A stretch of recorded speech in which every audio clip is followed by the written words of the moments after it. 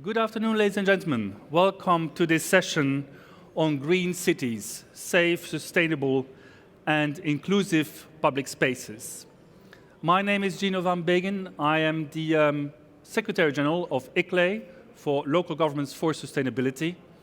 And ICLEI is a network that works with more than 1,750 cities around the world to advance their sustainability programs, sustainability strategies. And today, we are going to talk in particularly how the antagonism between environmental protection and what it needs to be done with regard to a rapid urbanization and an ever-growing city model throughout the world. So we'll be touching upon how nature can actually provide solutions, how ecosystems in our cities, in our urban areas, can provide solutions to advance the well-being both of the citizens as well as the quality of life, environmental protection, air quality, resilience in the cities. As you know, more than 50% of the population worldwide lives in urban areas. It is in urban areas where economic growth takes place. These are hubs that are attracting more and more people, all in search, though, of energy, of water, of food, of education, of jobs. And so, whilst that is very attractive, and indeed the GDP of cities is ever growing, they are also a major risk to, and a challenge to major issues that we are confronted with, for example, climate change, as well as overall environment protection. So today, we are going to address first of all, with two keynote speakers that I have a pleasure to introduce to you here today, Mrs. Dr. Cheryl Jones Fur and Mr. Marcos Daniel Pineda Garcia. Cheryl is our Deputy Lord Mayor in the city of Växjö in Sweden, and Marcos Daniel is the Mayor of Monteria in Colombia. And they will give you an overview of what these cities in different regions of the world, how they are tackling environment protection, how they are introducing also nature-based solutions into their overall urban planning, how they build upon nature-based solutions and ecosystems in the cities for the well-being of their citizens. After these two keynote speeches, we will have a very short break for coffee, and then we'll take it up again in a panel where we have three more speakers invited. And in that panel, we will be addressing in particularly how the private sector, how businesses can help cities with solutions to make our cities greener, safer, and more inclusive. So with your permission, I would like to give the floor first to Dr. Cheryl Jones Fur, Deputy Lord Mayor of the city of Växjö, Sweden, for your presentation. Thank you very much, Madam. Thank you very much, Gino.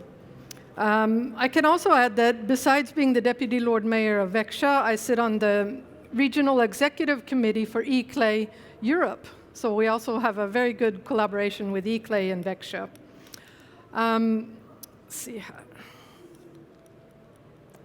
So to orient you first, I thought I'd show you where Växjö is located. We're in the very southern part of Sweden. We have a population of 93,000. I think by the end of the year we'll be 94,000.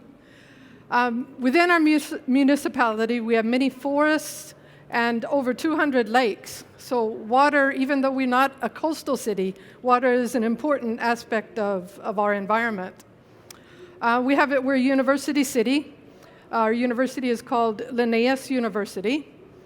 And if I was to say something about the businesses you can find in Växjö, the ones that first come to mind are that we have a lot of IT businesses and logistic businesses that are eager to locate their main offices or subsidiary offices in Växjö.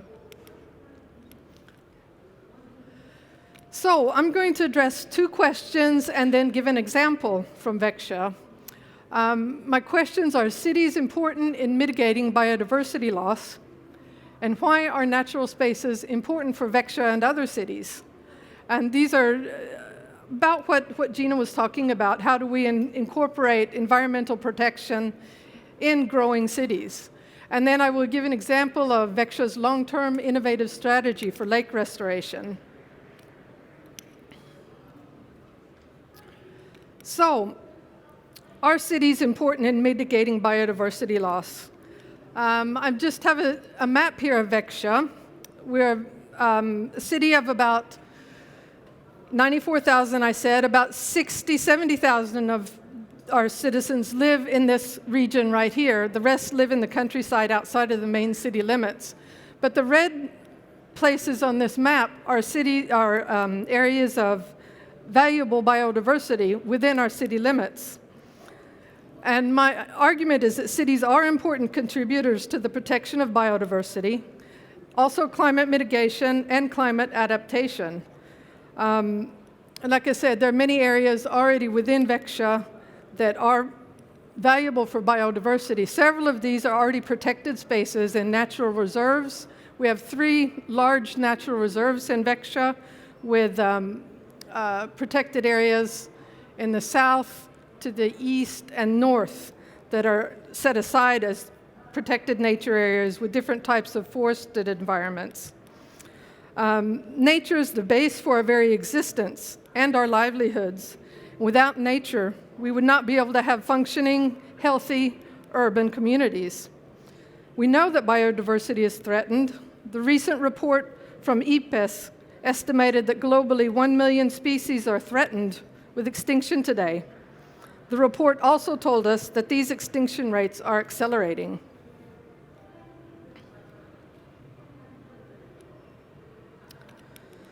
In Växjö, we have a long-term commitment to implementing environmental policy, and this continues through changing city administrations, or you could say in spite of changing city administrations. We have 8 parties that are in the city council, and we're all in agreement that environmental policy is important for the city of Växjö. We started in 1969, you could say, with lake restoration. We have a before and after picture here. The top picture, they're both from the same position. The top picture, the lake was overgrown, too many nutrients, and it didn't smell very good. And now today you can see we've been successful in cleaning up this lake. So that started our road towards commitment to environmental policy. We also have a Växjö Energy, a municipally owned energy company, where we produce, from biofuel, we produce district heating, district cooling, as well as electricity. In 1996, we made a unanimous decision to make Växjö a fossil fuel-free city, and we're well on our way towards that goal as well. In 2018, the European Commission awarded Växjö the European Green Leaf Award for our long-term effort in working with environmental strategies. Wait.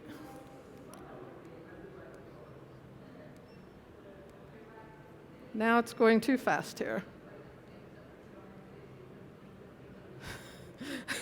I'm not quite sure how to make it stop. There, that's the correct picture, thank you. So we're continuing this work in our environmental strategy. Last month, Växjö adopted a new sustainability program, our own Agenda 2030, after the United Nations 17 Sustainable Development Goals. And biodiversity is listed as one of our 9 major challenges for a sustainable future. We have urban gardening in Växjö. We create protected areas, like I mentioned before. And we have smart city planning as part of our environmental strategy. We work with rain gardens, with cleaning of rainwater, and different ways of cleaning the water before they go out into our lakes. Let's see here. We have also recently begun an interregional blue-green EU project on integrating ecosystem services into city planning. And this includes many stakeholders within the city government, as well as the building and housing companies in the private sector. So why are natural spaces important to Växjö? Oh. Why are they important to Växjö and other cities? I would argue that successful planning of urban green spaces benefits citizens' quality of life, climate adaptation, as well as mitigating biodiversity loss. You can see here Växjö. The red dots on this map are areas where we are either densifying the city or building new housing developments. So we're building all the time. At the same time, we need to make sure that we save green spaces for our citizens. With half of the global population living in cities and rapid urbanization exerting pressure on fresh water supplies, sewage, the living environment, and public health, redefining nature in cities is more critical than ever.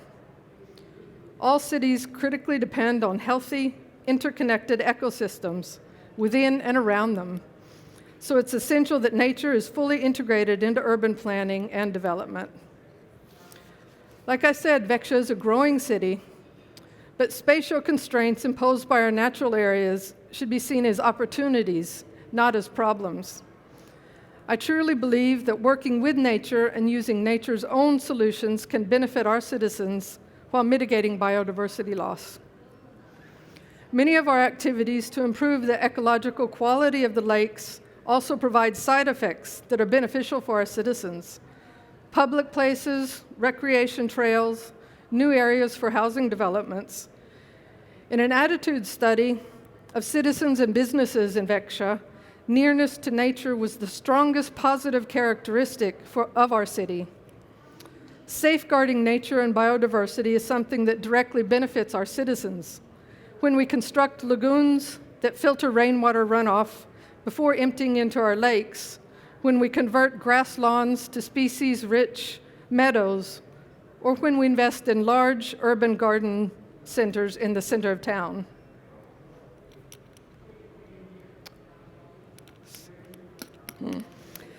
After Växjö won the Greenleaf Award for 2018, I conducted an informal survey among my colleagues on the municipality's executive board. And one of my questions was what they were most proud of regarding Växjö's environmental work. The answers were almost unanimous. The cleaning up and restoration of our city lakes was at the top of almost everyone's list. 5 of our targets in our environmental program are aimed at the reduction of phosphates for improving water quality and bathing quality of our lakes. We have a target for creating a system of linked trails around our lakes and a target that residents should have a maximum of 300 meters to a public park or nature area that is larger than 1 hectare. In other words, lakes and the green spaces surrounding them are important for everyone living in Växjö.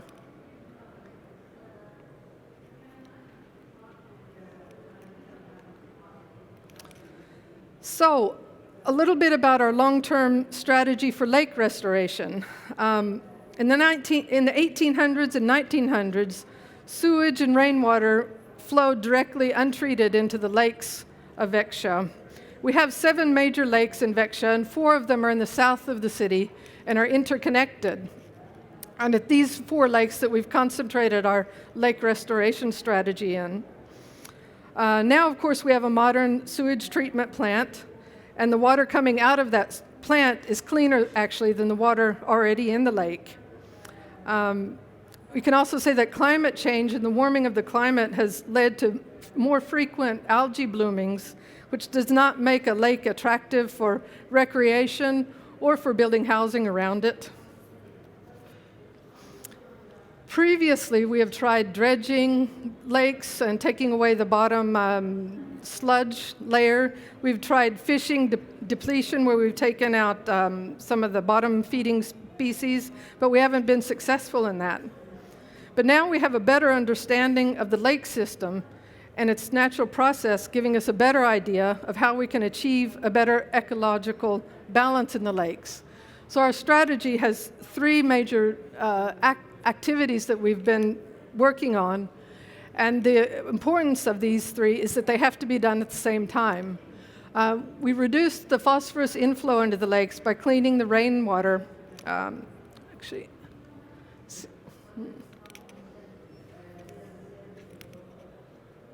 Oh.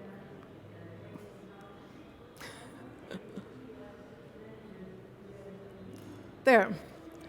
You can see how the top of the picture, we have a series of lagoons where the rainwater is led into them before continuing out into the lake. And in these lagoons, the phosphorus falls, of course, to the bottom of the lagoon. And then maybe every 10 years, we can then dredge that small section and take away those nutrients.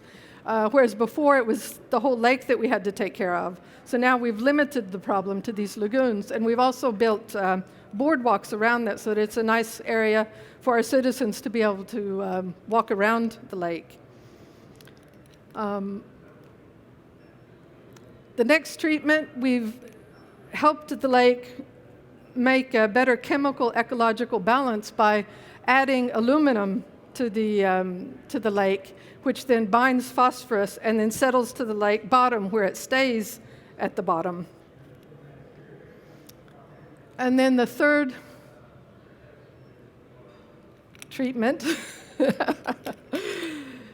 PowerPoint presentation is very active. The third treatment is where we just restore the ecology of the lake. There we have it, where we both add plants, put plants in the bottom of the lake, and we take out the fish that are stirring up the bottom of the lake.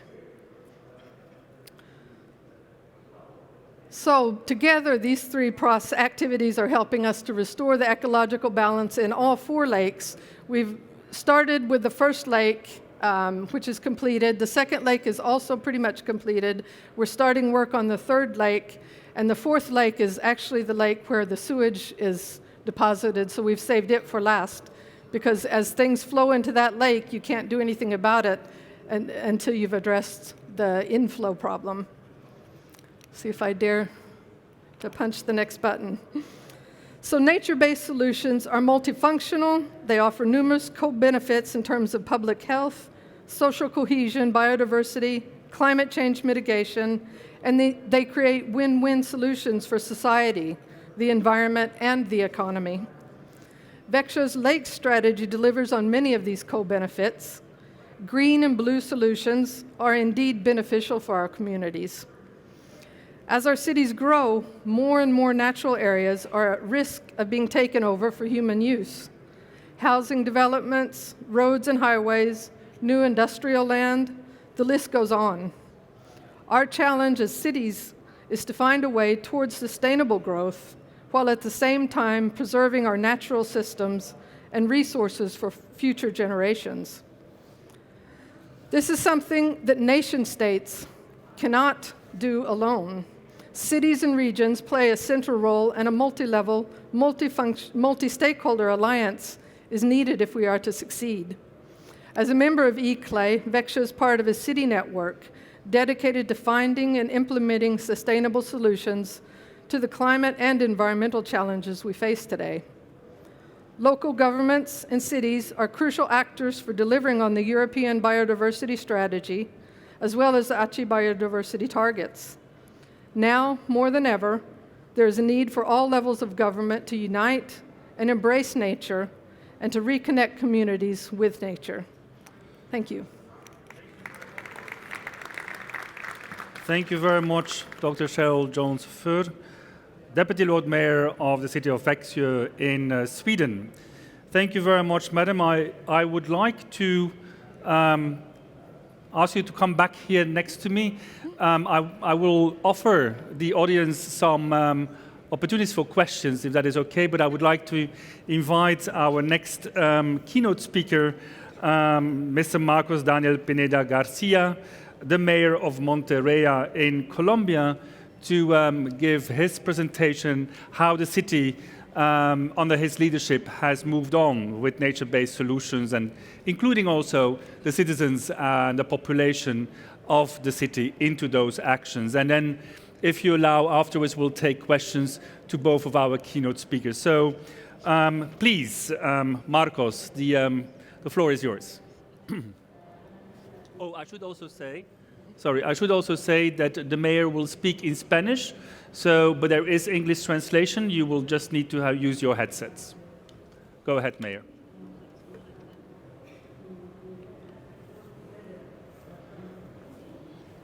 Buenas tardes para todos. Muchas gracias por esta invitación. Un saludo especial para el panelista y para mi compañera de mesa del municipio de Växjö, en Suecia. Felicitaciones por su presentación. Monteria es una ciudad intermedia en el Caribe colombiano. Es una ciudad de aproximadamente 500.000 habitantes, para que se ubiquen muy cerca hacia Cartagena, hacia Barranquilla, en el norte del país, en el norte de Colombia. Esta es una historia de ciudad que les voy a contar, de un proceso de cambio y de transformación de los últimos 12 años. He tenido la oportunidad de ser reelegido en un par de oportunidades, ya 2 veces como alcalde de mi ciudad. Termino mi periodo el 31 de diciembre de este año, ya estoy a un mes de terminar mi periodo como alcalde, pero han sido 12 años gratificantes en los cuales pues es muy orgulloso para mí contarles a ustedes la experiencia de nuestra ciudad al mundo. Es una ciudad donde el 80% de su suelo es urbano. Esto se va rápido. No puedo pasar con el ordenador, no puedo pasar. Yo creo que es mejor. Eso, mejor. Y ahí tengo mayor control. Nuestra ciudad está bañada por el río Sinú, que es el tercer río más importante de Colombia y uno de los valles más fértiles del mundo, después del Nilo, el Tigris y el Éufrates. El valle del Sinú está catalogado como uno de los valles más fértiles del mundo. Y les comienzo esta historia mostrando fotos del ayer, estoy hablando de 1920 aproximadamente, donde el río era el protagonista del desarrollo de la ciudad, donde como el río era un verdadero epicentro de desarrollo. Razón tenían los españoles cuando conquistaron Colombia y muchas de las ciudades las colonizaron y las fundaron a orillas de las fuentes hídricas. Allí muestran una foto de un vaporeto de los años 1920, hidroplanos, y desde luego la gente se reunía y llegaba y se congregaba alrededor del río. ¿Qué pasó? Que el río con los años se volvió la cloaca de la ciudad, el basurero de la ciudad. Hacia los años 1960, hacia el 2000, el río era la espalda de la ciudad. Desafortunadamente hubo una generación que no entendió la importancia que tenía el río sobre su ciudad y esta era la orilla del río. ¿Cómo hago para ir atrás? Allí.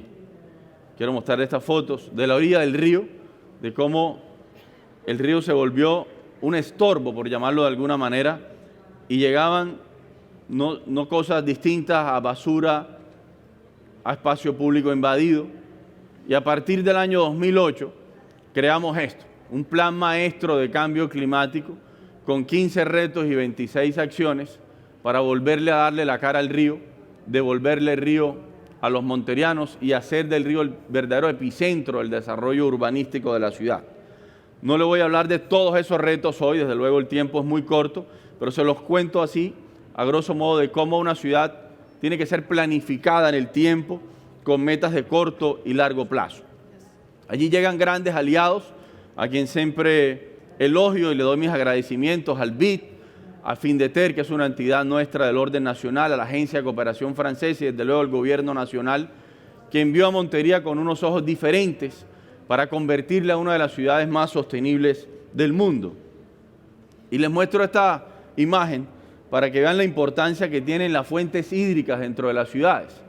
El 97% del mundo es agua, es océanos, y de eso tan solo el 0.94 es agua fresca. Y de ese 0.94, el 0.009 son ríos y lagos.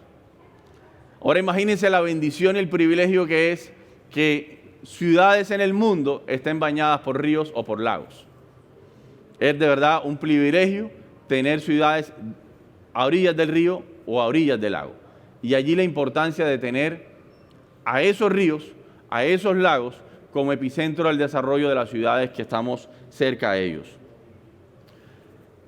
Soy un convencido que todas las ciudades del mundo tienen un ADN que las hace diferentes. Las ciudades son como los seres humanos. Ninguno es igual a otro. Todas las ciudades, por muy vecinas que sean, tienen unas características que las hacen diferentes. Y a partir de allí, tenemos que volver las ciudades proyectos. Proyectos que se visionen en el tiempo con metas a corto y largo plazo. Hace 12 años planeamos en Monteria 3 ejes temáticos. Convertirla en una ciudad inteligente, hacer de Monteria una ciudad verde y tener como eje transversal un buen gobierno y la participación ciudadana como la Biblia del buen gobierno. Un gobierno que no tenga diálogo, que no tenga cercanía con sus conciudadanos, pierde la credibilidad y la confianza. A partir de esos 3 ejes temáticos, comenzamos a trazar una visión de largo plazo. No voy a hablarle de todo, sino que me voy a concentrar en el punto donde estamos en esta conferencia, que es el tema de ciudad verde y sostenible, el cual se divide en 4 ejes temáticos: verde urbano, crecimiento exponencial del verde urbano, movilidad sostenible, ambiente sano y agrópolis del Sinú, que no es nada distinto a que darle la cara al campo, al desarrollo productivo del campo monteriano. Y arranco con los corredores verdes. Todas las ciudades, por lo menos en los países como los nuestros, tienen una gran vegetación importante natural que viene desde su génesis, desde su fundación, y que a veces no la descubrimos hasta que nos encontramos con epicentros como este, que empezamos a planificar y a ver las ciudades diferentes. Este es la orilla del río, como allí encontramos un primer corredor verde, una montaña, una sierra, que se llama Sierra Chiquita, y luego miren estos corredores verdes naturales que nacen en el tiempo, que se vuelven planificadores, pero que tenemos que dárselos a la gente como espacio público, como verde urbano. A partir de allí nacen los corredores verdes de la ciudad. Y miren cómo planificamos la ciudad a partir de estos importantes parques lineales que se han venido transformando en espacio público, corredores verdes, espacios que eran antes como este, completamente deprimidos, y hoy son recuperación del espacio público con andenes, con ciclorrutas, con parques. Espacios como este que eran una amenaza para la ciudad, hoy completamente renovados a través de un espacio de bicicletas. Espacios como este, canalización, cómo los transformamos en renovación urbanística para dárselo al peatón y al ciclista. Esta es la ronda del Sinú, que es nuestro parque lineal a orillas del río Sinú. Este era en la orilla del río hace 15 años. No talamos un solo árbol y miren cómo la convertimos en un parque lineal con senderos peatonales, conservando toda la arborización de árboles que tienen más de 100 años de estar sembrados. Espacios que eran como este, a orillas del río, convertidos hoy en parques lineales, con una gran vegetación y verde urbano, parques completamente deteriorados a parques nuevos, conservando esto que es muy importante, la fauna y la flora. La biodiversidad de las ciudades hay que respetarla y hay que cuidarla. Y miren cómo la fauna que tal vez estaba allí, dormida, que la ciudad no la veía, al llegar a espacios activos, se volvieron visibles y el ciudadano se apropió de la fauna de su ciudad, respetando la biodiversidad. Espacios como este completamente invadidos, hoy recuperados para el espacio público, espacios completamente deprimidos, hoy renovados urbanísticamente, espacios invadidos por el espacio público, ocupando vendedores informales estacionarios en el espacio público, como hoy se lo devolvemos a la gente. Miren esta renovación importante del espacio público a orilla del río. Miren el río al lado, donde está. Espacios deprimidos en espacios convertidos incluso en hitos urbanos. Y esta foto es muy diciente. Este era el viejo mercado de la ciudad, invadido de espacio público al lado del río. Ahí se dan cuenta cómo el río era la espalda de la ciudad. Y hoy es un espacio completamente renovado urbanísticamente. ¿Ya? Hoy no hay un solo vendedor estacionario que ocupe el espacio público. Ahora más adelante les voy a mostrar el centro comercial a cielo abierto, que se llama el pasaje comercial del río, que estamos construyendo para todos esos vendedores estacionarios, darles un lugar digno en unas mejores condiciones. Y este espacio se volvió la plaza cultural del Sinú, donde hoy confluyen grandes eventos culturales, musicales, artísticos, a orillas del río Sinú. Ese río que antes le dábamos la espalda, hoy se volvió el epicentro de convivencia ciudadana de grandes eventos. Viviendas, si se pueden llamar así, eran chozas o lugares, falabelas que llaman en algunos otros países del mundo, invadiendo el espacio público a orillas del río, literalmente a las espaldas del río. Lo reubicamos, construimos plataformas como esta que son epicentros donde confluye la ciudad, ¿sí?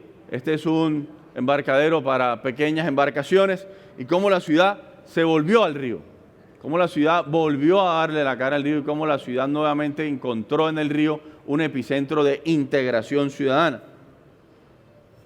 El tema de la movilidad sostenible. Hay que devolverle las ciudades al peatón y al ciclista. Y esta tiene que ser la verdadera pirámide de la movilidad sostenible en el mundo, donde en primer lugar tiene que estar el peatón y el ciclista, luego el transporte público, el transporte de carga y por último, lo tengo que decir con el mayor respeto, los vehículos particulares. Hacia allá tenemos que avanzar. Espacios como este completamente invadidos, donde no existía el peatón, donde no había espacio para el ciclista, hoy completamente renovados y donde los andenes son lo suficientemente amplios para darle la visibilidad que un peatón merece dentro de una ciudad. Este era el perfil urbano de una calle de Monteria hace 15 años. Se pueden observar los andenes, si se pueden llamar así, donde no cabía un solo peatón. Hoy este es el perfil urbano de las nuevas vías de la ciudad. Andenes amplios, ciclorruta, siempre ciclorruta pensando en el ciclista. El perfil de antes, el de después, el perfil de antes de cómo era una vía y cómo tiene que ser una vía hoy pensando en la movilidad sostenible. Andenes amplios, ciclorruta y desde luego cabe el vehículo, pero no es el protagonista. El protagonista tiene que ser la gente, los ciudadanos. Estos son espacios que antes eran ocupados, hoy son peatonales, exclusivos para el peatón. Y miren los andenes. Los andenes son más de la familia de los parques que de las vías. Se asocian a las vías porque están al lado de las vías. Pero el andén es un espacio de integración ciudadana. El andén tiene que estar pensado en un espacio de recreación y de diálogo. Entonces son salas urbanas, todo en mampostería, concreto, ¿sí? Aguanta sol, lluvia, lo que quieran. Y cómo convertimos un andén amplio en salas urbanas de estancia pasiva, donde el ciudadano puede llegar, sentarse y compartir. Esta foto es muy diciente, porque miren cómo habla bien de una ciudad donde tiene todos los actores de la movilidad, peatones, ciclistas, el amarillo que es un taxi, transporte público y un vehículo particular. Pero si somos todavía más detallistas, observamos cómo estamos frente a la inclusión social, con un carro Volkswagen seguramente de gama alta, de estrato 6, de clase alta, y cómo un señor con su señora, seguramente de estrato 1, van por la misma ciudad en la misma vía. Todos los actores, inclusión social hacia una ciudad sostenible. La renovación urbanística pensada en el ciclista. Miren todas estas vías, la mano derecha abajo, es una vía completamente nueva y cómo se ve en la franja verde de la bicired de la ciudad. Siempre tenemos que avanzar hacia ese desarrollo sostenible, hasta el punto que el año pasado nos ganamos en Colombia la ciudad intermedia con más kilómetros de bicired. Hoy tenemos 50 kilómetros de bicired en la ciudad, construidos en los últimos 10 años. Un sistema de transporte público en bicicleta completamente gratis, automatizado.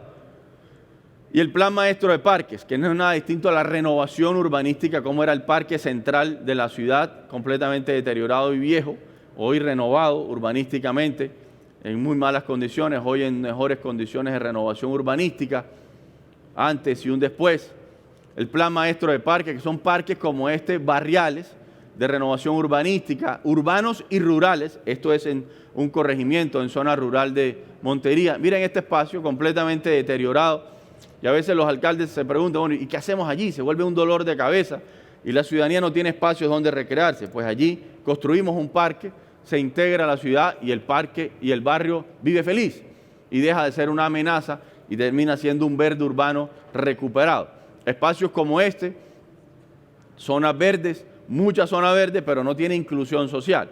Ahí llegamos, construimos una villa olímpica, un gran escenario deportivo, y hoy hay 30.000 monterianos que confluyen a este epicentro deportivo mensualmente. La alcaldía la cambiamos de lugar. Estaba en el centro de la ciudad de Monteria, una ciudad monocéntrica con muchas ciudades intermedias del mundo. La llevamos y la construimos un nuevo lugar a orillas del río Sinú. Y hoy el epicentro institucional de la ciudad está a orillas del río. Y esta es la nueva sede administrativa de la alcaldía. Vías en el centro de la ciudad, hoy completamente peatonal, es el Paseo de las Flores. Y este es lo que le hablaba, el pasaje comercial del río. Ustedes me preguntaban, ¿y dónde ocupó los vendedores estacionarios que ocupaban el espacio público? Aquí, este es un centro comercial a cielo abierto, a orillas del río Sinú, donde ahí ven los locales. Estas son unas imágenes obviamente en 3D, pero ya aquí les muestro la foto de cómo está la obra. Esta foto fue tomada hace 2 meses, aspiro a entregar la obra finales del mes de diciembre, donde todos los vendedores estacionarios van a ir en ese lugar. Urbanismo táctico, esto es también una estrategia muy simple que yo recomiendo mucho en las ciudades intermedias, y es cómo lograr espacios transitados en una vía normal, que a través solo de la pintura y de apropiar al ciudadano que voluntariamente la pueda pintar, estos son un grupo de voluntarios, cómo logramos que a través de la pintura las vías suenen más asequibles, visibilicen el peatón. Un vehículo que va a 50, 60 kilómetros por hora y ve una vía en esas condiciones, la primera reacción del conductor es bajar la velocidad y visibilizar al peatón. Y solo con el urbanismo táctico logramos este tipo de espacios de renovación urbana en las ciudades. Esto es ya la calle nuevamente pintada. Y esto duró un fin de semana, 3 días. La línea azul. Y luego nos propusimos una gran meta, cómo lograr que el río sea un aliado de la movilidad sostenible, llevando transporte público fluvial. Y ahí avanzamos en un proyecto con la Agencia de Cooperación Francesa que nos ayudó con los diseños para llevar este tipo de embarcaciones al río. Ya estamos en licitación pública, el proyecto comienza el próximo año. Embarcaciones solares que nos van a permitir llevar la renovación de la ciudad al río. Todo el componente también de cambios de la educación, que es muy importante, los quiero pasar muy rápido, que el tiempo se nos agota, cómo transformamos los colegios en espacios de inclusión social, con programas muy importantes. Hoy Monteria ocupa el primer lugar en todo el Caribe colombiano, como la ciudad inteligente del Caribe. Espacios como este, completamente deteriorados, cómo volvieron a ser renovados. Hoy son hospitales de primer nivel que tenemos en la ciudad de cara al río. Espacios como este, que eran antes un puesto de salud barrial, hoy son hospitales renovados. Este es con el ministro de Salud de Colombia recientemente, primer nivel de salud. Espacios deprimidos, hoy convertidos en peatonales, y en hospitales. Y miren esto tan importante, la siembra de árboles. No es sembrar árboles por sembrar, es apropiar al ciudadano de la siembra de árboles en su ciudad. Nos hemos propuesto la meta de sembrar 100.000 árboles, ya estamos muy cerca de lograrla, pero a cada árbol le damos un carnet con un padrino o una madrina, donde le ponemos el nombre de la persona que lo va a apadrinar hasta que la muerte lo separe, literalmente. Y así volvemos y apropiamos más al ciudadano de los espacios verdes de la ciudad. Y estos son espacios de inclusión de participación ciudadana. Es una carrera atlética que se llama Monteria Verde 10K y la inscripción es un árbol. Para participar en la carrera debes de llevar el valor de un árbol. 4.000 atletas participaron, se traducen en 4.000 árboles nuevos sembrados a la ciudad.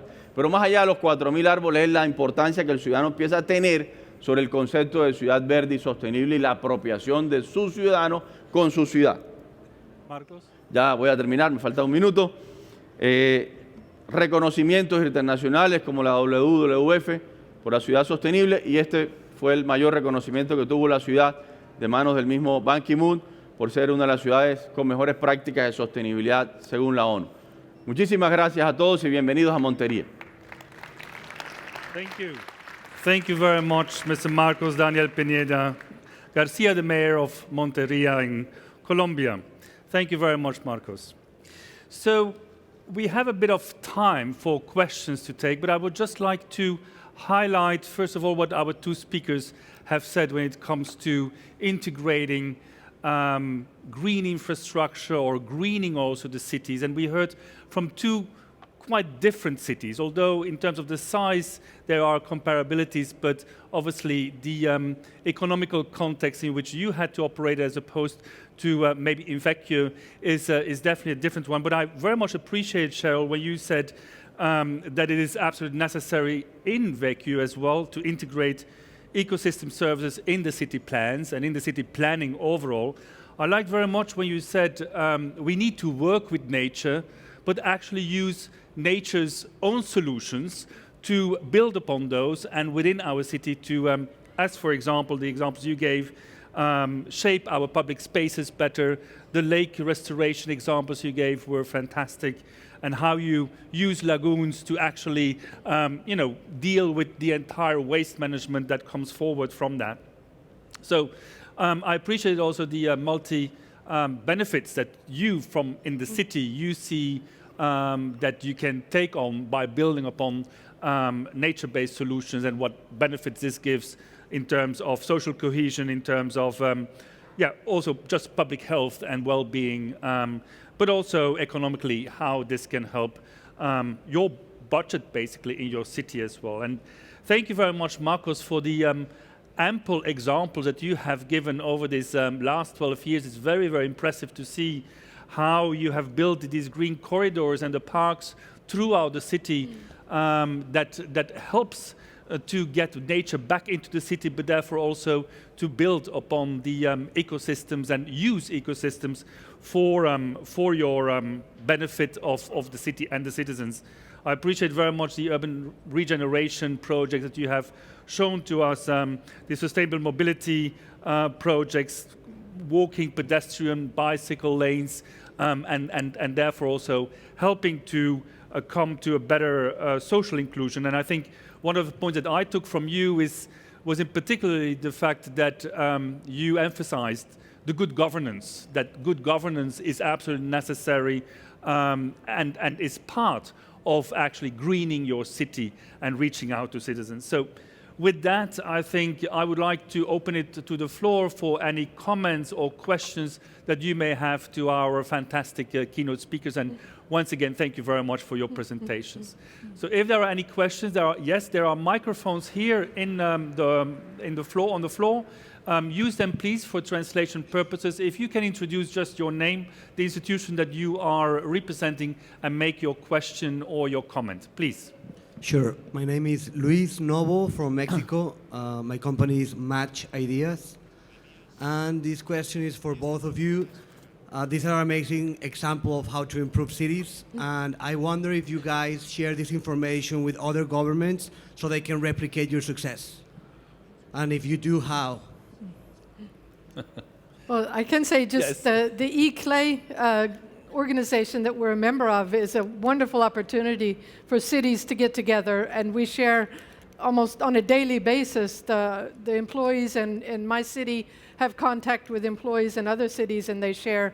The blue-green project that I talked about is not only Växjö, but other cities in the EU that are working together on this. So we share information all the time, and it's very important that we do this, learn from each other.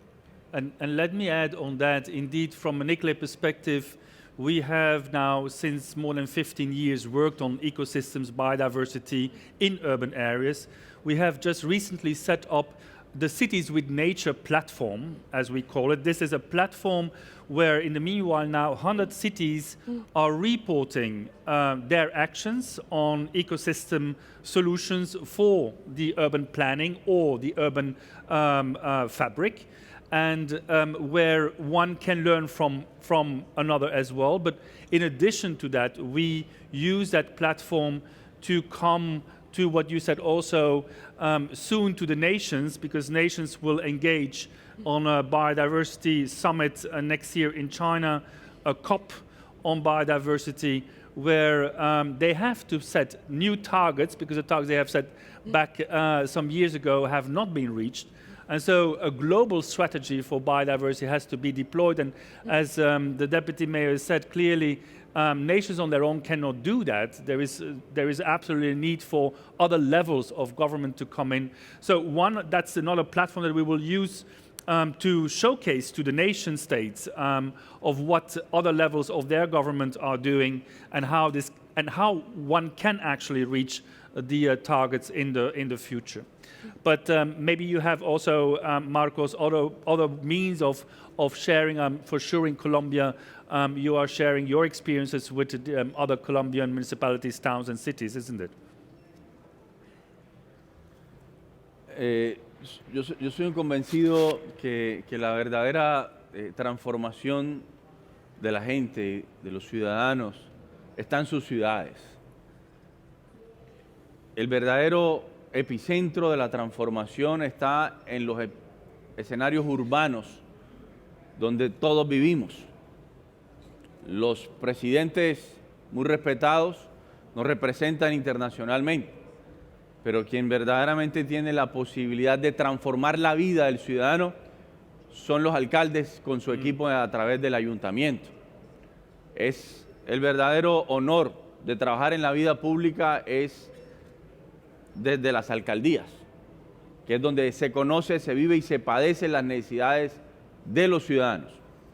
He tenido la inmensa oportunidad y el privilegio de ser durante 8 años alcalde de mi ciudad. Comencé muy joven esta tarea, tan solo a los 30 años de edad. Fui el alcalde más joven elegido en mi país, de Ciudad Capital, y ya voy a culminar un periodo y de verdad me voy con enormes satisfacciones de entregarlo todo por mi ciudad. Hoy Monteria es referente nacional de buen gobierno. Nos hemos, digamos, destacado en el orden nacional y hemos sido referentes de sostenibilidad, como se los mostré, en el ámbito internacional. He tenido la oportunidad de ser invitado por el BID a diferentes escenarios internacionales. Esta es mi segunda vez acá en el Smart City y desde luego siempre para mí es un gusto y un placer compartir esta experiencia en escenarios internacionales. A partir de enero quedo desempleado, así que quedo a sus órdenes si me necesitan en sus países. Thank you, Marcos. Any more questions or comments from the floor? Please, sir.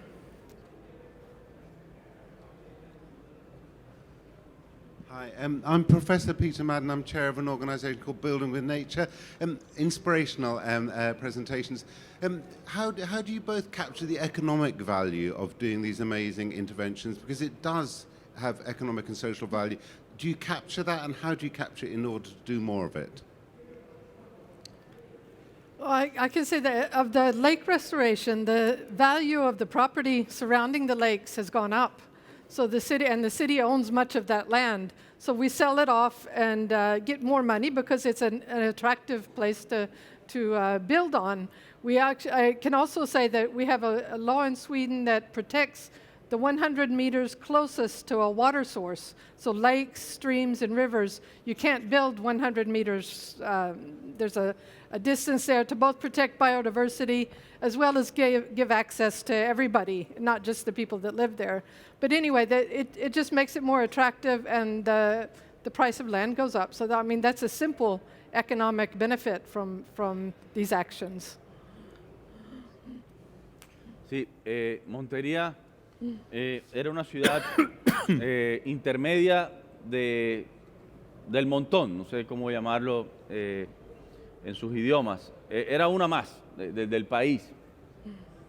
Y el monteriano del común tenía que viajar a otras ciudades intermedias. Quienes conocen Colombia tenían que ir a Medellín, a Barranquilla, a Bogotá, a buscar oportunidades de salud, de educación, ¿sí? Hoy, estos cambios, esta renovación urbanística hizo que Monteria fuera un referente y se convirtiera en capital de una región donde hay 83 municipios que sumamos 3 millones de habitantes.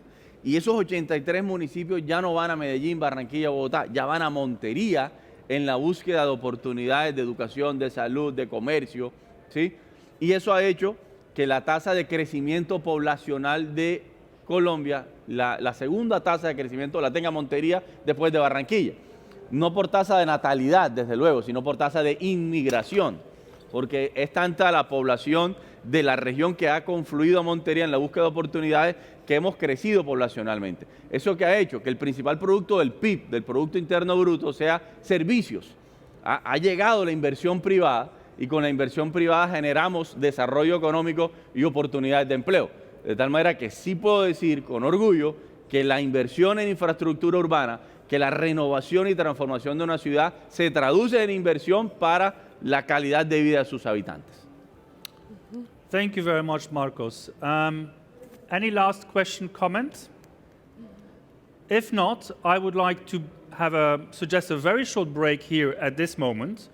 And we would meet back here in this room to continue the conversation with some of our new panelists that will join us on the stage, but we'll continue this discussion.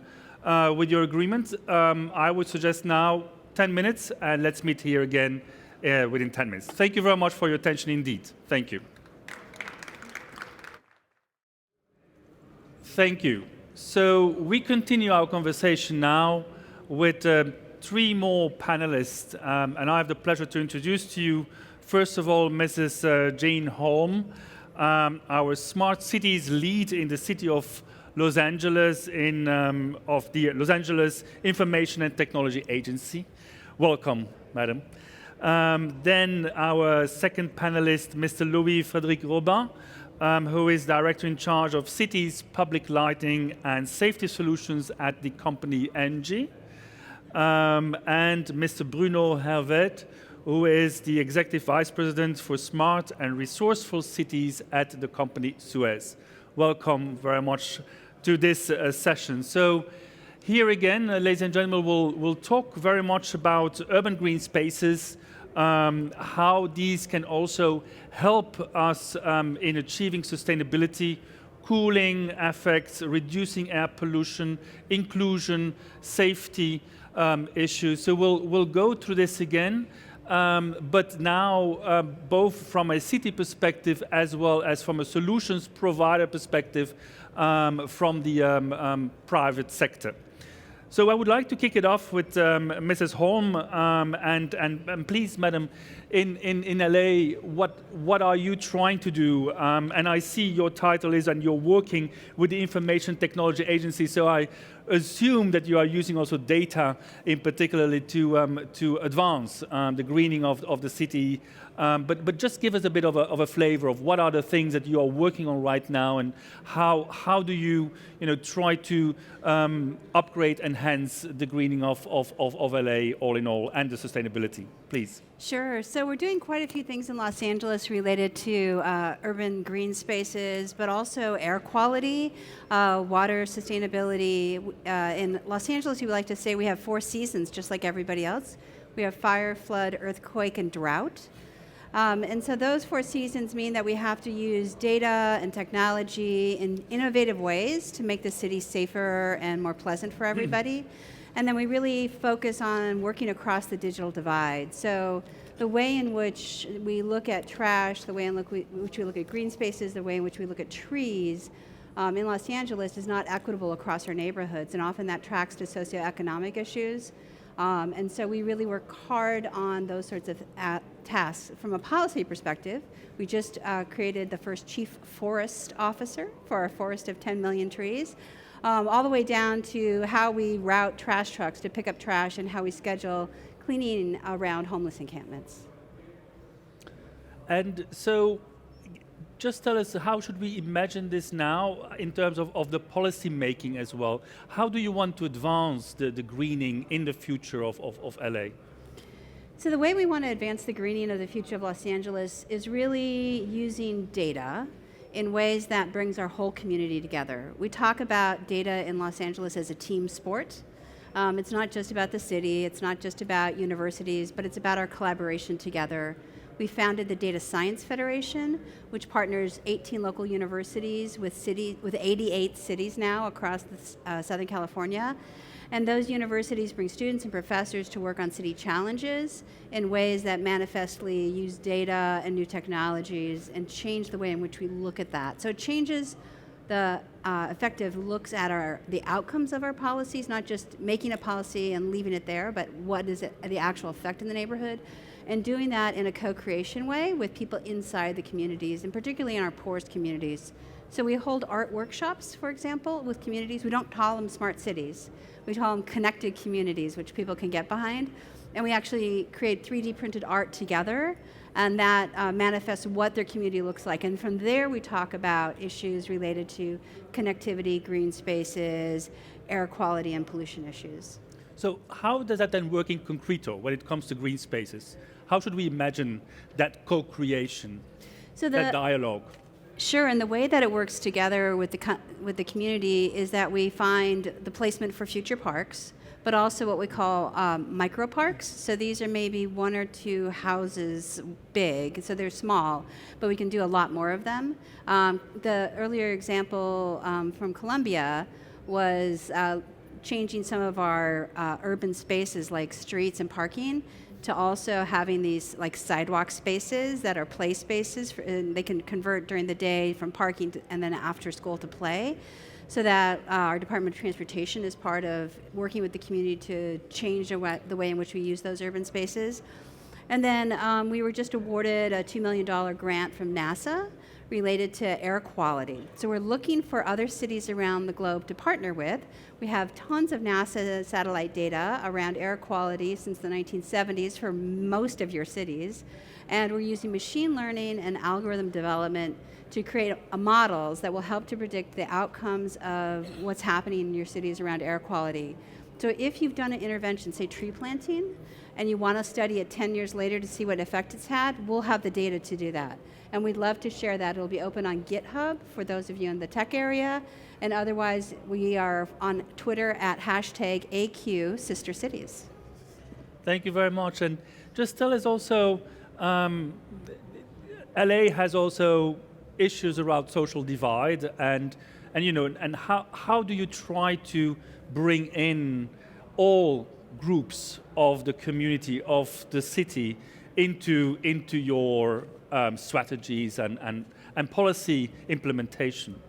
So Los Angeles does have a huge economic divide, and it manifests in very strange ways. So Hollywood, the city of Hollywood, is part of the city of Los Angeles, actually.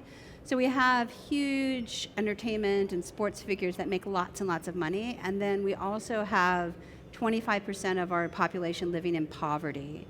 We have 30,000 people every night that sleep unsheltered, homeless on the streets of Los Angeles. So I think this has increased actually over the years, right? It has, and it's interesting because last year we housed 21,000 people. 21,000. We put them into housing, and we have more homeless on the streets today. And there's a lot of reasons economically why this is happening with affordable housing and sustainable issues, but at the heart of it, we have people who are not treated fairly and equitably for lots of reasons that may be out of their own control.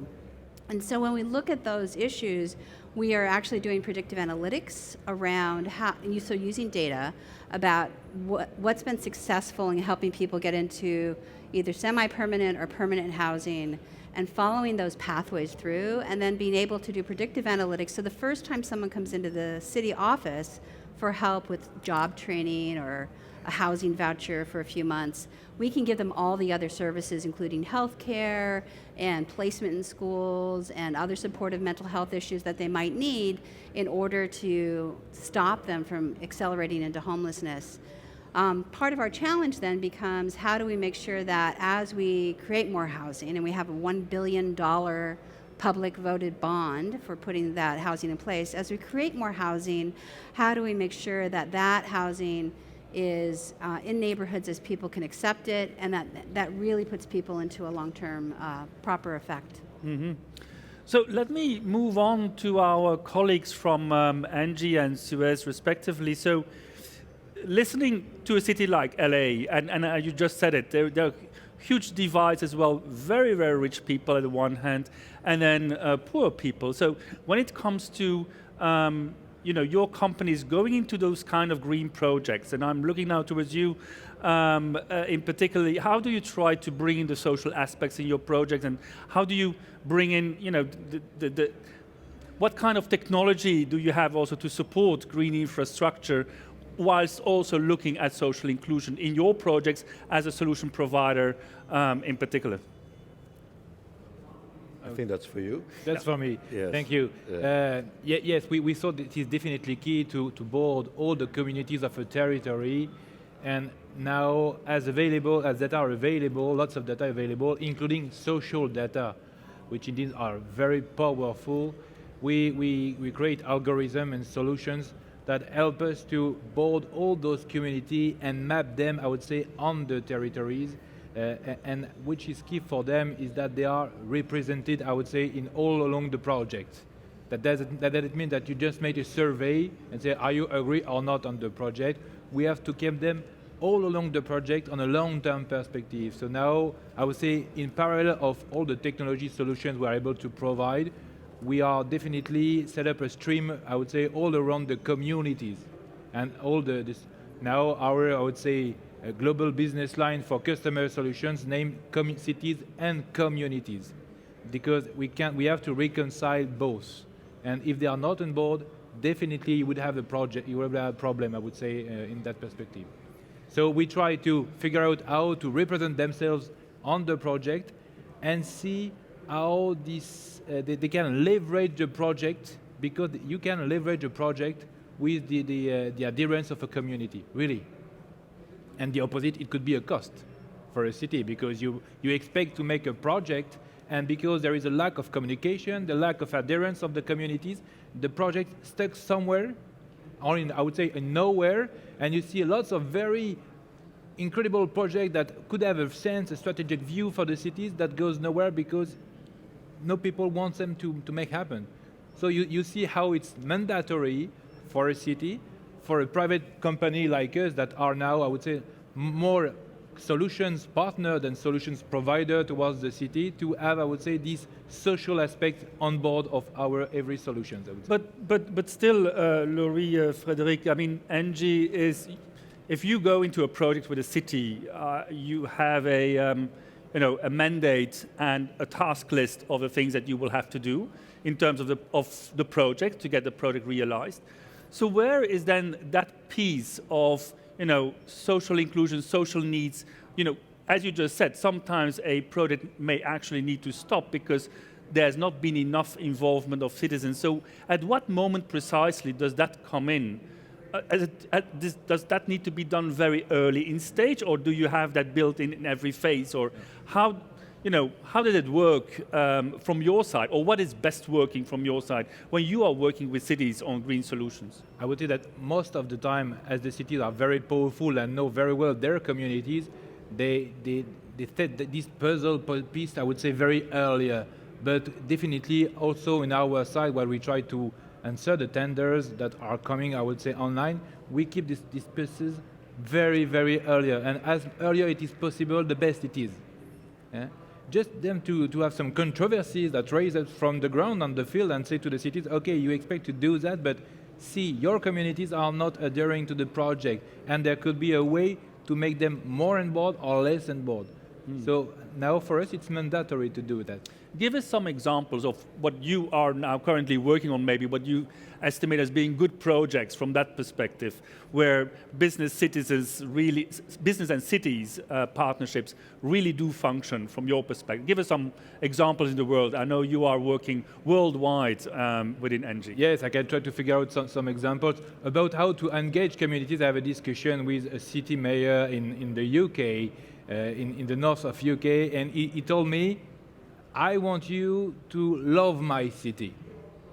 I say, I believe that, of course, you are a very powerful company, you are able to deliver all the solutions that you can find in the market, but more than that, I expect from you, as a consortium or as a group, that you love my city and all the citizens feel, I would say, loved by your company, because all the solutions we provide and the strategic view, I would say, set up by the cities and the city government, I would say, is for citizens. I would like to remember that the main goal of a city is the well-being of people that want to live together. So we have to set that on the top. Just to, I would say, complement some other examples, Sure. I would say more about the first part of the keynote we have this afternoon. You said about how to make a city green, how we respect biodiversity. I was thinking how I can provide an example about a very common infrastructure called public lighting. In every cities of the world, public lighting is there. How you reconcile the human usages of public lighting and biodiversity. Because if you want to be the most respectful of biodiversity, that means that you have no public lighting anymore. No public lighting. So how you do that? So we try to figure out a solution that will help the biodiversity and the fauna to come up on every part of the city, and we provide this solution for the city of Paris. The fauna will come on the parks, on these green areas, and we have adapted with technology the solution that the lighting will get down and will detect automatically from some areas, a range of areas, from the morning or from the evening, to respect the fauna and make this area livable for both human usages and biodiversity also. And I think we are a very good tipping point today because the technology is there and available and affordable, I would say. I would say a couple years before, it was quite difficult to reconcile those both aspects, both biodiversity, communities, human usages. We say, okay, we want just to make the better city we want to imagine without thinking how we respect both parties, I would say. Now it's possible. And that project is going on right now in Paris, is that what you said? Yes. In certain districts or in several districts? For all the town of Paris. Oh. It's a quite huge project. So just tell us a little bit more. So what is the time frame for you to It will have be a that project, the implemented? time frame will be 10 years, but this solution is expecting at the early beginning of the project.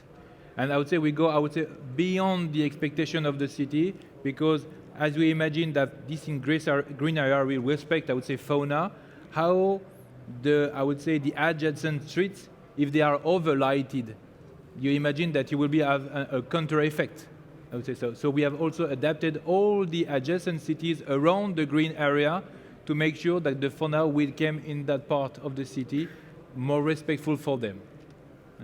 And it's a huge project. This is thousands and thousands of public lighting to be, I would say, upgraded and became, I would say, smarter and respectful from biodiversity. Thank you. Excellent to hear that. Thank you very much. Let me move on to Bruno Hervé from Suez. And why for you and your company would you think that nature-based solutions are essential and maybe also critical for cities when they are addressing other issues like climate adaptation, resilience, but also supporting inclusion? So where, from your perspective as a company, you think it is absolutely necessary to use ecosystem services better and therefore contribute to the well-being of the city and its population? Please, Bruno. Yeah, I think it was very clearly explained earlier. How do you deal with urbanization, scarce resources, inequality in services, which you highlighted very, very clearly. Unfortunately, it's not only in LA, it's something you will find worldwide, actually. And at the same time, new expectations from citizens in terms of governance. How do you bundle all that? So there's a whole set of things to be done, okay, which have to be defined by the public authorities, and then, well, private companies like ourselves try to do our best to implement that. And this is where the point you mentioned here is one of the elements of how do you make your city better according to the definition you gave before, which fully agree with. So strictly green solution, green spaces, leveraging on nature. We talked about biodiversity. That's a very key element and component. I don't have much to add to what was said before, just to highlight that we do have a whole set of ongoing large project or experimentation, which prove that yes, you can do it. I think, for instance, in terms of experimentation of what we are doing in air quality management in some cities in France. Okay, these are still, not very large scale, but results are very promising. So we're working with the city of Dunkirk in the north of France about, and you mentioned before, AI modelization, so anticipation of what is it going to happen based on forecasts of pollution, weather forecasts, etc., just to share the information, make sure that people are aware of what's going to happen with the adequate precision that they expect. We're talking about new citizens' expectation, that's one thing, and at the same time have, in a very transparent process, discuss with the industrial which might be contributing to the pollution event. Okay, so that's one thing, and simultaneously we're working with the metro, the subway of Paris, on developing pilots. Okay, so this is hardware. This is not digital stuff. Okay, and we're getting on some pilots. So I'm not getting into the technical aspect, but just for you to know that we are achieving levels of reduction of air pollution within a metro station that are absolutely beyond expectations, to be absolutely honest with you. And so when it comes to, from your perspective, from the private sector now, and you look at the cities and their leadership in the various regions, be it in France or other countries around the world, what is it that you need from the private sector to be able to provide in the best possible ways the solutions that you, from a technological perspective, from an IT perspective, or different other engineering perspectives, you can offer? What is it that you need basically from the leadership? One of the things you already addressed earlier was involvement of citizens, so to ensure that there is a participatory approach, so that the project actually takes into account various aspects. But Bruno, maybe from your side, from Suez. And I think Suez you are very much working also on water issues, waste management, combining that. I think that is one of the sectors in which you are also... We are one of the leaders worldwide on global environmental solutions. Right. Okay. Mainly water, wastewater, solid waste, treatment, collection, and we are having very interesting joint projects with some big players like Engie on energy, and we are broadening our scope of action, and we do that worldwide. Okay. Back to your question, if I had to highlight one key success factor, that would be political leadership. Okay? We, private companies, are here to serve city representatives. Okay? This is our job. Okay? They are the ones who tell us what to do. We have lots of experience worldwide, so we bring a strong expertise not only technically, but also in project management, and we can benchmark different large projects, and we can advise on what would be the best way to go. But at the end of the day, it's a political decisions. Private company do not or should not make any political decisions, okay? So political leadership is where you have to make political decisions, okay? But that's the key factor, okay? If you don't have this, I don't think you can implement a large-scale project that will run and satisfy everyone, the city, the citizens, the different communities, over a long period of time. I mean, these are large projects, so you're investing, these are large investments.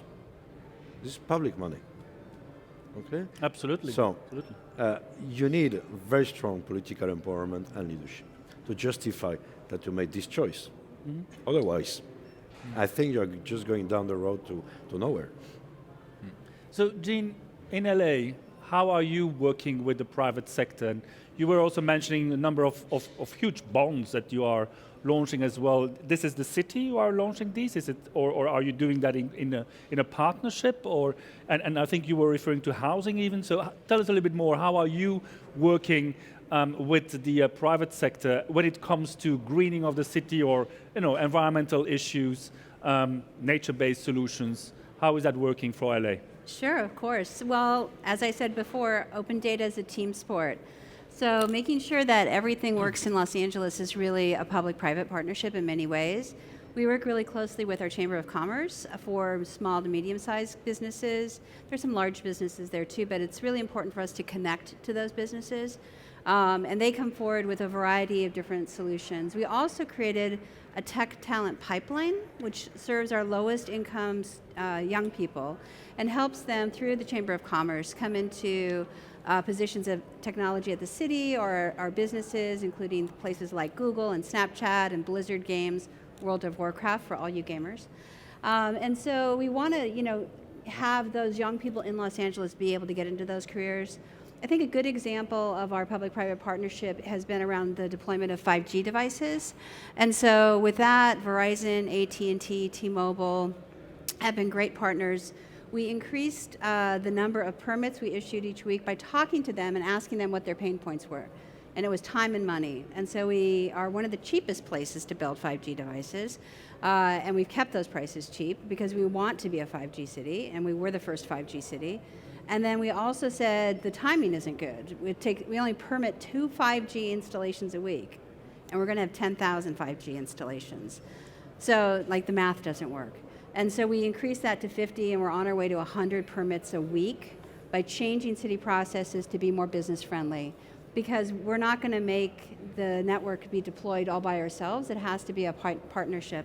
And that's true for the partnerships around air quality, for example. So we're using now NASA satellite data. We have this large grant that we're doing data fusion and machine learning around. But we're using data from the Internet of Things and a wide variety of on-the-ground data sensors.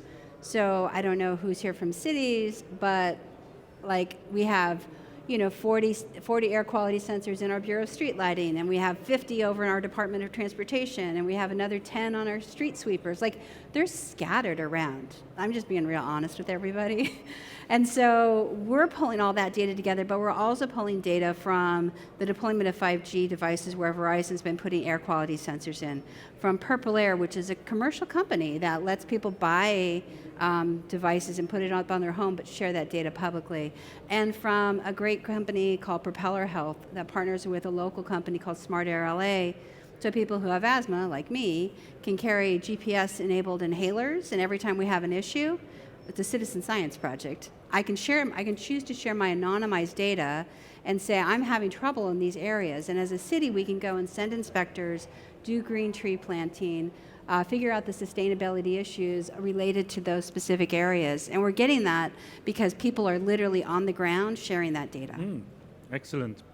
All right, I will come to the audience for some questions, but before that, I would just like, we are here talking about green cities, so I would just like to hear from each of you, what would you define as a green city in its sense of what are the most important criteria if we are talking about a green city from your perspectives? Who would like to start? Would you like to start? Sure. So I'm going to tell a micro story. So I'm a professor at UCLA, and I teach in our underserved communities. And there was a young man in one of my classes who came from one of our poorest communities.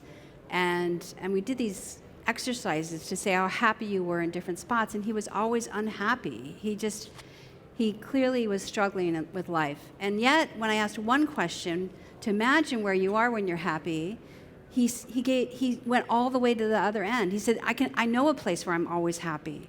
It's like, Julio, what is this place? And he goes, it's when I climb a tree. And I said, oh, well, that's great. I thought it was, sort of a small thing. But he said, there's no trees in the neighborhood where I grew up. And so when I can get a bus, when I can get time and I can get a bus to a park, then I go and climb a tree. And I realized in that moment that green spaces are not sort of these big, amazing spots, but there's sometimes spots that are in the right place at the right time to connect to our community, to make them feel empowered, to make them feel at peace, to make them feel that they're in a place that's safe. And all of those things get wrapped into our green spaces in ways that are different than just, I want to put smart air quality sensors in and gather my data. Yes, I do, but I really want it to manifestly make a difference in the quality of life for people in Los Angeles. Please. Oh, it's difficult to get after you. You could give us a beautiful definition, I would say. But what I would like to mention and highlight is that more than pure technical solution, what we want to achieve now is to make those cities livable, sustainable, inclusive, attractive. We don't have to overlap, but now there is a competition between cities, and feel those citizens. A smart city is for someone, so a green city for me is I would say a sustainable city for the citizens that live there and be proud of being there and say, yeah, this is where I want to live, this is where I want to contribute, because I feel good, indeed, I would say. That's for me, I would say, our role and partner with the city. Bruno, from Suez, what would be for you a green city, or what would you think as the most important parameters to be a green city? What remains to be had? Yeah, maybe. Well, a green city should be, to me, on top of what have been said before, a city that really thinks and designs its project. Mainly, the entry point is about new users and functionalities, rather than thinking about the infrastructure. Okay, so what is it for is more important than how does it work. Okay, with the objective, the aim of mitigating carbon impact, pollution, and any impact to nature that is created by the activity of the city. Thank you very much, Bruno, Louis, Frederic, and Jeanne. So, ladies and gentlemen, I open up to the floor for any questions or comments to our panelists. Thank you very much, first of all, already for your comments and statements made. Questions, please, yes. As I said before, please do use the microphones for translation purposes, and if you can just introduce yourself very shortly and then make your comment or your question, please. Hi, Luis Novo from Mexico. This question is for Jeanne. Who certifies the city for being a smart city, and what are the parameters, and if there is a platform or where I can see which cities are considered smart cities? I think all cities like to think of themselves as smart cities because the alternative is not good. But there's a few different places where you can find like formal ratings. There's an open data index, which has a piece of the smart city. And that's a global index that measures cities against each other around transparency and openness and participation. There's this conference that kind of rates them. I don't know that there's, maybe this is a bigger question, or maybe somebody else knows, sort of like the bigger question if there's a formal rating. What I think of, though, the way I grade myself is that there's two things. One is, as somebody mentioned earlier, I think it was Bruno mentioned earlier, there's political leadership. I have the great honor of working for Mayor Eric Garcia in the city of Los Angeles, who is awesome. And I'm not saying that because I work for him. I left the White House to come work for him. He's that awesome, the Obama White House. Just want to be clear. And so having that kind of political leadership makes me know that I have a very high bar to get to make sure he feels that we have become a smart city. And the second one is the 4 million people who live in my hometown. I grew up in LA, third generation, and I have all of my neighbors to answer to as to whether or not we're smart cities. So the way I judge myself is whether or not the quality of life is improving in Los Angeles, that whether we're closing that digital divide, how many computers we give away to kids each year, how many kids now, every child who graduates from LA Unified School District gets 2 free years of community college, how many kids get into STEM careers. So we think around smart cities as the manifest change in the ability of somebody to engage in that digital economy. Thank you. Any more questions, comments? Yes, please. Hi, my name is Helen Boyle. I'm from Electricity Northwest, up in the northwest of the UK. So in our patch that we operate in, we've got Manchester, which has a target to become carbon neutral by 2038, which is 12 years ahead of the rest of the UK. Bruno, you were talking about carbon and projects and the impact of carbon when you're thinking about projects. Do you have any examples? Because I'm interested in the political leadership, because Andy Burnham is our Manchester Metro Mayor, and it was his vision to be carbon neutral by 2038, so very strong political leadership. But he has also said that it's down to businesses, private sector, to deliver that target. So are there any examples of where that's working? And I'm thinking specifically around carbon when we're talking sustainability. Okay, just to understand, just to check I understood well, the question is about projects in which are carbon driven. Yes, or having a positive impact on carbon within a city that has a target, given that where we are with the Paris Climate Change Agreement to become carbon neutral. any examples of how that's being incorporated at a city level? Yeah, okay. At the whole city level? Yeah. Okay. Well, I do have a couple of examples in mind, which actually happen to be in France, but I think you could find such examples anywhere in the world. The question is, when you want to reduce your carbon emissions or your carbon impact, before getting to carbon neutral, which should be the ultimate objective, is, well, first you have to understand where you come from and see how you can reduce it, okay? And your own overall global impact. So there is one project which we are currently operating, that would be my first example, in the city of Dijon, okay, in France, in which by bundling of different services, street lighting, traffic regulation, CCTVs, fire monitoring of municipal buildings, geolocation of municipal fleets, and many other things. So it's about bundling different verticals which used to be in silo. So looking at your city not by vertical but transversally, we are achieving reduction of 65% of the energy they used to spend on street lighting, for instance. So that's a clear example of how can you launch a project on something that already exists. So it's not about building new things, okay? You take what you have and you see how you can significantly improve what you have. So that would be my first example. And my second example is a contract that has been awarded to ENGIE and Suez last week, so I'm very proud and happy to announce that. And ENGIE is leading the consortium, actually, by which we will have the same verticals, and we're also having verticals around smart water, smart waste management, green spaces management. And here, just to give you a few KPIs, which have a direct carbon impact, we have the same objective of 65% reduction of energy when it comes to street lighting when compared to this year, 2019. We have a 30% saving expected on water for use for the green spaces. We mentioned parks, okay?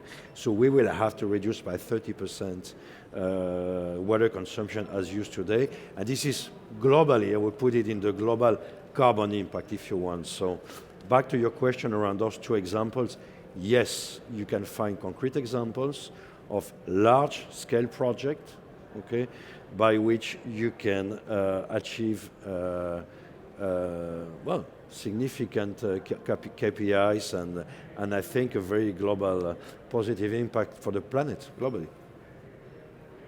Thank you very much, and indeed I can just add the city of Copenhagen, if I'm not mistaken, has the target to be climate neutral by 2025, so in actually 6 years' time. They are having problems to achieve it, but they have nonetheless already advanced enormously to where they come from. And I think they are at 65% of their CO2 emission reductions already. So that's maybe a city you can reach out towards to. And then there are a number of examples also in Sweden. I mean, the entire country in Sweden would like to become climate neutral. Is it not by 2030? Is it not that the national government, central government is 2040? Yeah, so ahead of what the Paris Agreement is suggesting. And our colleagues here from Växjö are here as well, Deputy Mayor, and Växjö is on its way to become a fossil fuel free city. So can be another person for you to talk to later on. Any more comments or questions from the floor? If not, I have one to all of the panelists, and I think the issue around smart cities, green city, there is a price tag with all of this. And so let us maybe have a last discussion around investments and green investments, and how can actually cities fund for those projects to move on in that direction. And so any of you who could assist any city in the world with good ideas of how to actually raise the funds for this. And I guess there is also a huge difference here when it comes to cities and urban areas that have that are in the northern, global north as opposed to the global south, but also in terms of their baseline, where they are already. I guess that, you know, going out for bonds, and especially green bonds, requires you to have already a very good track record and prove of that track record in the past. So if, you know, maybe to wrap up, green investments, how can we fund all of this? Anyone who wishes to start? Bruno, please. Okay, well, obviously everything has to do with the carbon market, okay? So, well, I have been already hundreds of speeches on this, so I'm not elaborating. That's clearly a very powerful tool.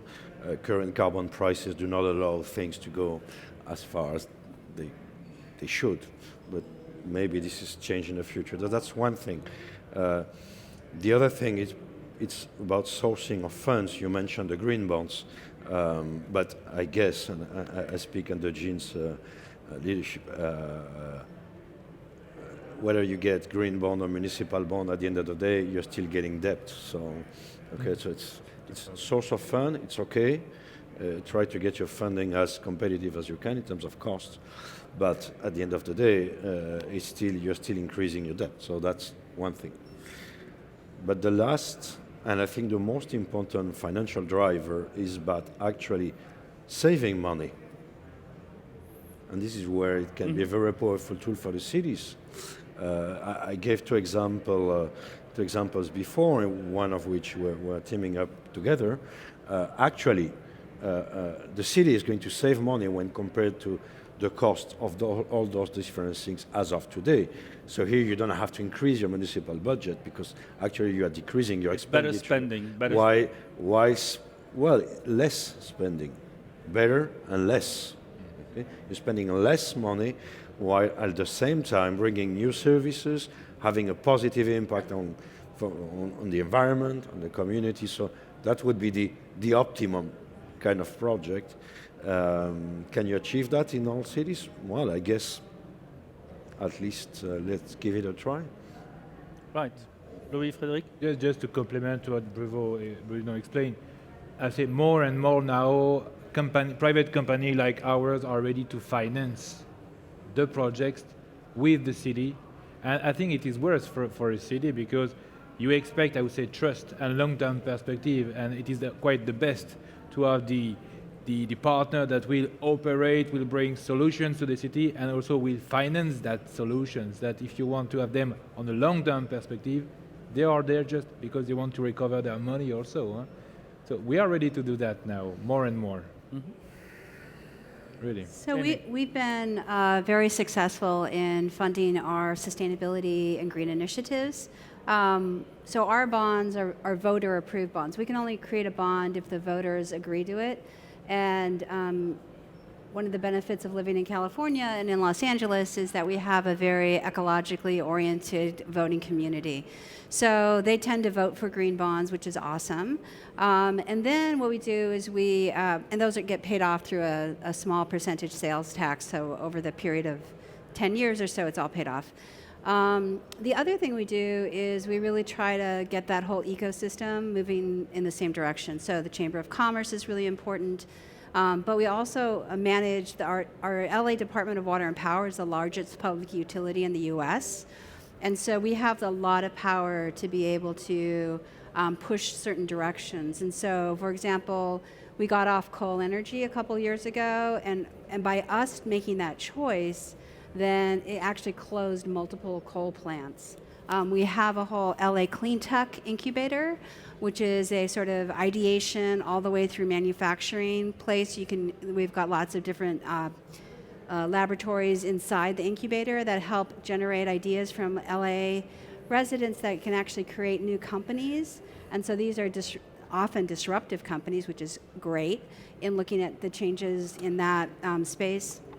And then also Mayor Garcia was just elected to lead the C40 cities, and he convened 430 mayors to a poll in the United States to uphold the Paris Climate Accords, no matter what the federal government says. So, and that's like a third of the US population represented by those 430 mayors. And so I think that a city has abilities both outside of bonds, but just in their convening power and their influence to make big changes. And then finally, I know a lot of cities don't really think about writing grants, but we've been super successful. And so, we have $500,000 from the Hilton Foundation to help us fund our work on the Sustainable Development Goals and track all the data around sustainability. We have $2 million from NASA to work on air quality. These are grants that come to the city to help supplement initiatives that we'd like to do. And we share that money out with lots of other universities and partners to be able to help us all move forward together. So there's a huge number of opportunities for you to make advancements in your green infrastructure and funding for these, in addition to the regular city budget process. And I would just encourage you to start somewhere and just move forward. I know you are all doing amazing things. I was blown away by what's happening in Sweden, as I always am. So thank you for sharing that story, and Colombia as well. And so I just want to see all of us move forward together in this environment to change the face of the planet in a way that will make it more sustainable. Thank you very much, Jane. Thank you. So, ladies and gentlemen, I think we have then come to an end of this session. I appreciate very, very much this talk with our panelists. Thank you very, very much. Jenny, Louis, Frédéric, and Bruno, can I ask the audience for a big applause for our panelists? Thank you so much. Thank you. Thank you. Thank you very much.